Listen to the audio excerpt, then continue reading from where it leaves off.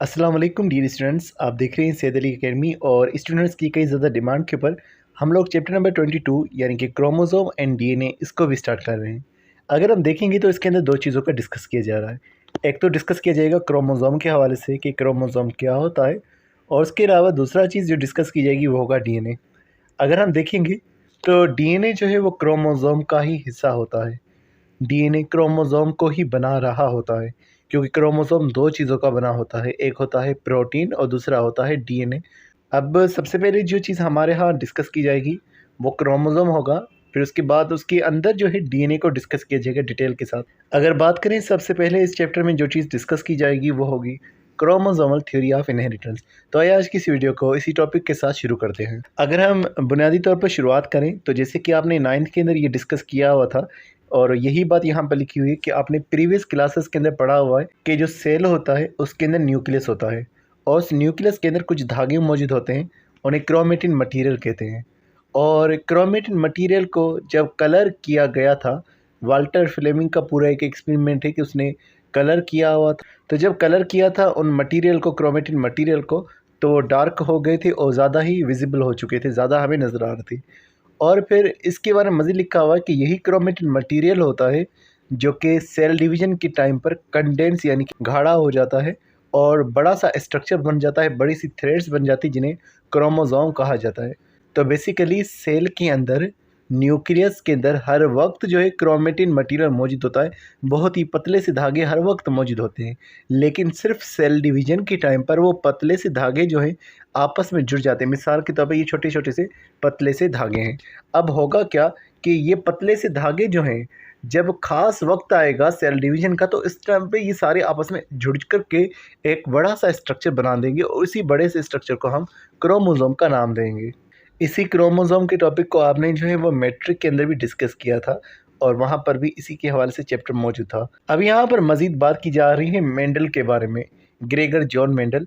तो John Mendel ने जो है हमारे पास जेनेटिक्स के बारे में लॉज पेश किए थे, और जेनेटिक्स के हवाले से उसे क्रोमोसोम्स का तो पता था नहीं कि वो क्रोमोसोम्स के बारे में बात करता।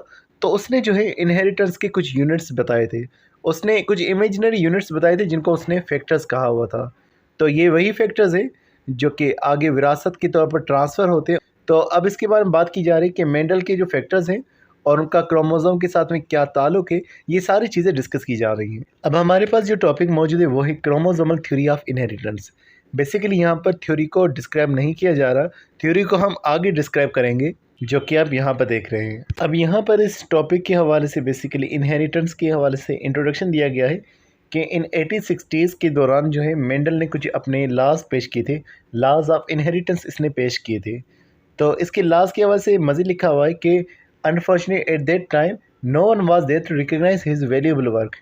किसी ने भी मेंडल को सराहाया नहीं था, क्योंकि मेंडल के जो लॉज थे वो उस टाइम की रिसर्च से बिल्कुल ही मुख्तलिफ थे, और कोई भी इनके लॉज को एक्सेप्ट नहीं कर रहा था।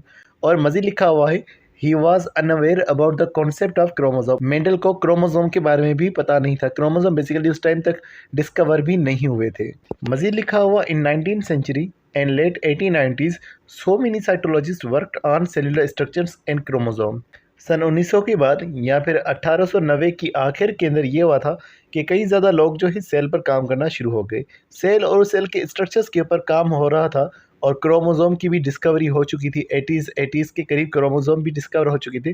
तो लिखा हुआ so in 19th century Mendel's work got recognise by 3 European scientist. तो 1900 के बाद जो है मेंडल का काम जो है वो पहचाना गया। उसने काम तकरीबन 1860 के अंदर दिया था, 40 सालों के बाद इसके काम को पहचाना गया, और उसकी वजह ये थी कि मेंडल का जो काम था वो 3 और साइंटिस्ट ने भी रिपीट किया था।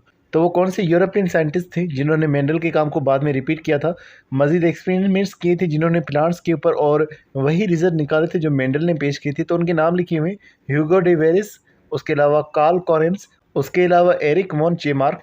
तो ये 3 अलग अलग जगहों के अलग अलग साइंटिस्ट हैं, इन्होंने अलग अलग प्लांट्स पे जो है एक्सपेरिमेंट्स किए, और वही मेंडल की बात ही इन्होंने जो है क्लेरिफाई की थी, प्रूव की थी, जो मेंडल पहले ही बयान कर चुका था। इसके बाद से मेंडल का काम जो है वो रिकग्नाइज हुआ, और उसे फिर फादर ऑफ जेनेटिक्स कहा गया। उसके अलावा मज़ीद लिखा हुआ है कि कुछ और साइंटिस्ट का भी क्रोमोसोम के हवाले से, इनहेरिटेंस के हवाले से काम था, जैसे कि वाल्टर फ्लेमिंग है, इन्होंने तो क्रोमोसोम को डिस्कवर किया था। उसके अलावा लिखा हुआ वाल्डियर वाल्टर स्यूटन, और दूसरा लिखा हुआ है थ्यूडर बोवन। ये वो 2 साइंटिस्ट थे जिन्होंने क्रोमोसोम के हवाले से बताया था मियोसिस के दौरान क्रोमोसोम किस तरह से सेल्स में डिस्ट्रीब्यूट होते हैं। तो उन्होंने बताया था कि पहले जो सेल्स होते हैं सोमेटिक सेल्स, हमारी बॉडी सेल्स, उनके अंदर क्रोमोसोम्स साथ में जुड़े हुए होते हैं। लेकिन जब उसमें से स्पर्म्स बनते हैं, गैमेट्स बनते हैं, तो उनमें क्रोमोसोम आधे-आधे हो जाते हैं। तो इसके हवाले से जो है वाल्टर स्यूटन और दूसरा थ्यूडर बोवन ने बताया था। उसके अलावा टी.एच. मॉर्गन ने ये हमें बताया था कि क्रोमोसोम के पास जीन्स होते हैं जो कि कैरेक्टर्स को ट्रांसफ़र करते हैं। तो बेसिकली इन्होंने जो है हमें बताया था कि क्रोमोसोम का स्ट्रक्चर किस तरह से होगा, जैसे कि वाल्टर फ्लेमिंग ने हमें क्रोमोसोम के बारे में बताया। उसके अलावा नंबर के बारे में क्रोमोसोम की तादाद के हवाले से जैसे कि वाल्टर स्यूटर और थ्योडर बोवन ने बताया, और उनका बिहेवियर ड्यूरिंग इनहेरिटेंस और सेक्सुअल रिप्रोडक्शन के दौरान क्रोमोसोम किस तरह से हो जाते हैं, इनहेरिटेंस किस तरह से लाते हैं। तो ये सारे काम जो है वाल्टर स्यूटर, टी.एच. मॉर्गन और उसके अलावा थ्योडर बोवन ने पेश किए थे। तो डियर स्टूडेंट्स, इंशाल्लाह आगे हम डिस्कस करेंगे हिस्ट्री ऑफ क्रोमोसोमल थ्योरी के बारे में, और बाकी के टॉपिक्स को भी फिर डिस्कस किया जाएगा। तो आज के इंट्रोडक्शन में बस यही था। मिलते हैं नेक्स्ट वीडियो में, तब तक अपना बहुत सारा ख्याल रखिएगा, और अगर आपने अभी तक इस चैनल को सब्सक्राइब नहीं किया तो इसे सब्सक्राइब करना मत भूलिएगा। मिलते हैं नेक्स्ट वीडियो में, तब तक अपना बहुत सारा ख्याल रखिएगा। अस्सलाम वालेकुम।